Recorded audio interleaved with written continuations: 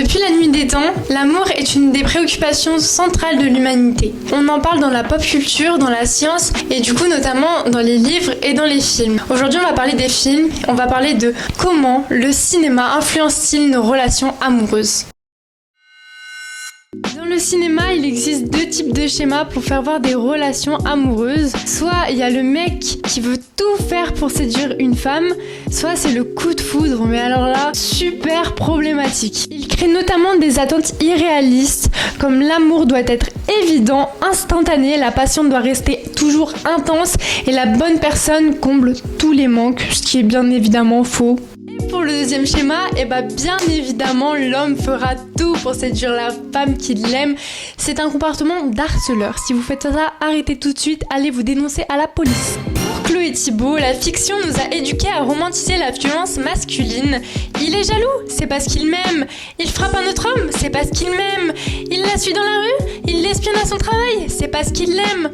Je vous conseille de lire le livre Désirer la violence de Chloé Thibault.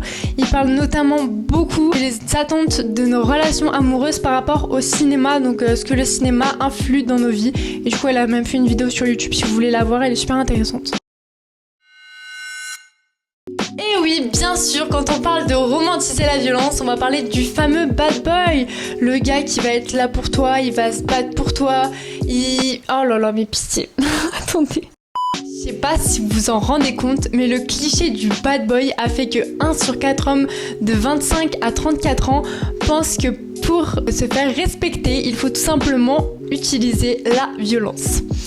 Voilà, et bien sûr, comme on l'a vu tout à l'heure, il y a le schéma de l'homme qui serait prêt à tout faire pour la femme, tout, quand je dis tout, bien sûr, c'est pour son bien-être à lui, pas à elle, donc de la harceler, de la stalker. Donc la femme va céder à la pression de l'homme, parce que bien sûr, quand c'est non, c'est peut-être.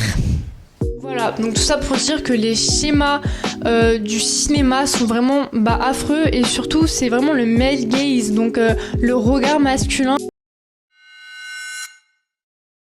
Bon.